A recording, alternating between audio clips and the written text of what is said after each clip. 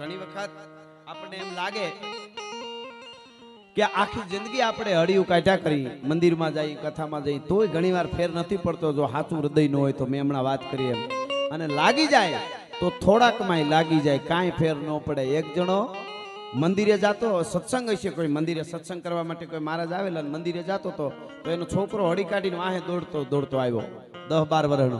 તો એને પોતાનો દીકરો હતો, એટલે એને પપ્પાએ શું કીધું, પાછો વળી જા, નથી આવવું. તો કે મારે આવવું સત્સંગમાં, કે નથી આવવું. છોકરો ધરાર આવતો તો છપાટ મારીને પાછો વાળી દીધો. છોકરો રોતો રોતો ઘરે વયો ગયો. કોઈ ડાયો માણસ જોતો તેને કીધું કે સત્સંગમાં જાશો. છોકરો એમાં શું વાંધો, ભલે નહીં આવે, સત્સંગ છે, હારી બે વાતો સાંભળી છે, એમાં લઈ જવામાં શું વાંધો. તો ના, એને ન લઈ જવાય. કે પણ સત્સંગ સાંભળી છે ને, એવા છોકરા બાળકો કહેવાય, એને સત્સંગ મગજમાં ઉતરે, એ કે એટલે જ ન લઈ જવાય. એ કે કાં તો કે એને પરબારું બેહી જાય સીધું મગજમાં. એ કે તમારે એ કે આપણે કાંઈ ફેર ન પડે, આપણે 40 વર્ષથી તો કોઈ મંદિર છોડ્યું નથી, કથા છોડી નથી, પાડા ઉપર પાણી ઢોળો ને ફેર પડે તો આપણે ફેર પડે. એની વાત નથી. લાગી જાય તો થોડાકમાં લાગી જાય. અને એક વાત મને ગમતી, લાગી જાય તો કેમ લાગી જાય, લાગ્યા પછી કદાચ તમારાથી ભૂલ થઈ હોય, પાપ થયા હોય, તો પણ જિંદગી બદલી શકે છે. એવો એક મને ગમતો નાનકડો પ્રસંગ છે. હાલારની ધરતી, બારાડાની ધરતી, જામ ખંભાળિયાની પાસે વિજલપર કરી અને ગામ છે. 1-1.5 કે 2 સદીની વાત છે, 1.5 સદીની વાત આ હશે ખાલી વધીને. અને એમાં ન્યા એક ભભૂતગર કરી અને અતીત સાધુ રીએ. કોઈ સાધુ બાવાજી બની ગયા, સાધુ બની ગયેલા, ભક્તિ કરે ને એની હારે કાંઈ લેવા દેવા નહીં. અતીત સાધુ અને ફાટલ પિયાલાનો જેને કહેવાય સાધુ, પણ જ્ઞાતિ સાધુ, બાકી ભક્તિને એને કાંઈ લેવા દેવા નહીં. અને એવી જામગરી બંદૂક રાખે, અરબસ્તાની ઘોડો રાખે ને વ્યાજનો ધંધો કરે.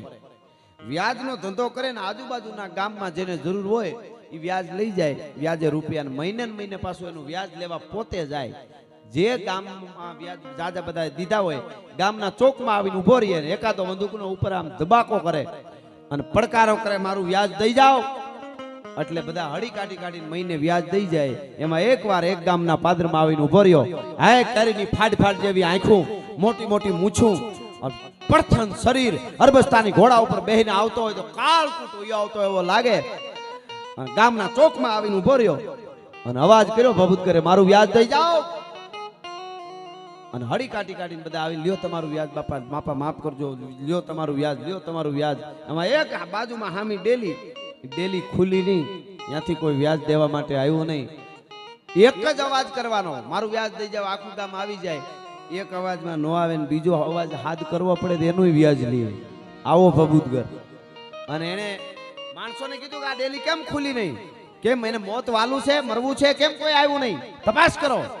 માણસ કોઈ હળી કાઢીને ગયો એવો જોઈને તરત પાછો આવ્યો.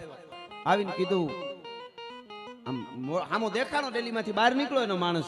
તરત કીધું, કેમ કોઈ આવ્યું નથી, કેમ શું કીધું, મરી જવું છે કોઈને?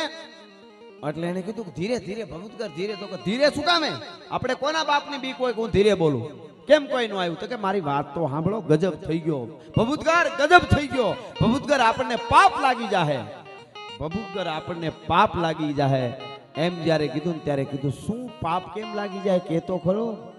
ત્યારે એ માણસે વાત કરી કે તમારી ધાક એવી છે ભભૂતગર, તમારો અવાજ, તમારાથી આ ગામ આજુબાજુનો વિસ્તાર બીવે છે એટલો કે હું હળી કાઢીને જોવા ગયો ને પુરુષ આદમી કોઈ ઘેરે નથી, પણ એક વૃદ્ધ ડોસી ને એક જુવાન બાઈ, બેન દીકરી બે જ હતા.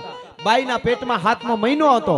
પણ તમારો અવાજ, તમારી ધાક, તમારી બીક એવી છે કે તમારો અવાજ સાંભળીને બેન દીકરી બી ગઈ, રાડ નાખી અને શક્કર ખાઈને પડી ગઈ. અને એ બેનના ઉદરમાં 7મો મહિનો હતો, એ ગર્ભ સ્રવી ગયો અને બેન બેભાન જેવી થઈ તડફડે છે ને હાહુ પાસે બેઠી રાડ્યું નાખીને રોવે છે કે મારી આટલી બીક, આટલો મારો આટલો ધાક, આ હકીકતમાં આવું બને તો કે હકીકતમાં બન્યું આપણને પાપ લાગશે ભભૂતગર. અને ત્યારે ભભૂતગરે કીધું, ઘોડા પાછા વાળો. અને ઘોડા પાછા વાળ્યા. પોતાના ગામ વિજલપરમાં આવી અને જેટલા વ્યાજના ચોપડા હતા એ બધા ભેળા કરીને બહાર કાઢીને ચોકમાં ઢગલો કર્યો. માથે કેરોસીન સાઈટું, ઘીનો ડબ્બો ઠેલવો માથે, અને જામગરી બંદૂકનો ભડાકો કર્યો ધાડ કરતો. અને જડ સોપડા બધા હળગી ગયા. સાથીદારો એમ થયું કે આ ગાંડો થઈ ગયો કે આને હું થઈ ગયો. બધી સોપડા બળી ગયા, ઠેર્યું રાખ થઈ ગયા. ઈ રાખના મુઠ્ઠા ભરી ભરી ઉગાડું દિલ કરીને શરીરે લગાડવા માંડ્યો તેથી સાથીદારે કીધું ભભૂતગર બધુંય બળી ગયું, જિંદગી આખીની કમાણી ગઈ, ચોપડા બળી ગયા, તું ગાંડો થઈ ગયો કે હું થયું? આ તું હું કરે છે? કેમ અંગે રાખ ગહે છે? તઈ ભભૂતગરે કીધું તું ખાટી પણ ખાતી નહીં, દાટી માટી માય, હવે ફરવું ફળિયા માય, બોરિંગ થઈને ભભૂત મેં ખાટી તો લીધી હતી બધિયા પણ ખાધી નહીં, દાટી ભભૂતિયા ભૂંડી કરી, હું ચાલ્યો ને ધનની ચાલ, મૂર્ખ મોત જાણ્યું નહીં મારું આજ આવશે કે કાલ, ભભૂતિયા દતા મતા ન ખર્ચે ન ખાય, મધ માખી મધ ભેળું કરે પછી હાથ ગહનતી જાય, અરે ખેડા કંઈક ખપી ગયા વિધ વિધ પહેરીને વેહ, નાવે મોજ નરેશ કોઈ દી ભજવા ભીડની ભભૂતિયા, એમ કેટલાય આવ્યા અને કેટલા વયા ગયા. ઈ ભભૂતગર મહારાજ તે ભભૂતિ લગાવીને કાપેલ ધારે જઈને બેહી ગયો અને આખી દુનિયા પગે લાગવા માટે આવતી. ભભૂતગર બાપુ મહાન સંત થઈ ગયો. જ્યાંથી લાગી જાય ત્યાંથી તમે સુધરી શકો છો, ત્યાંથી તમારી જિંદગી બદલી શકે, પણ લાગવું જોઈએ. બાકી આખી જિંદગી લાગતું નથી ને વાંધો એ છે. બાકી કોઈને એવું ન રાખવું કે હું કંઈક છું, હું આમ છું, હું પહોંચી ગયેલો છું, અથવા તો મારી પાસે છે બધું, મારે કોઈની જરૂર નથી. ક્યારે કોની જરૂર પડે એનું કાંઈ નક્કી નથી. દુનિયાની માલિકોર સારું સમય મળ્યો છે ને એ સમયને ટાણાને હાચવી લેવા. જેણે જેણે હાચવા ટાણા એના ઇતિહાસ લખાણા. મારું એવું એક ગીત છે.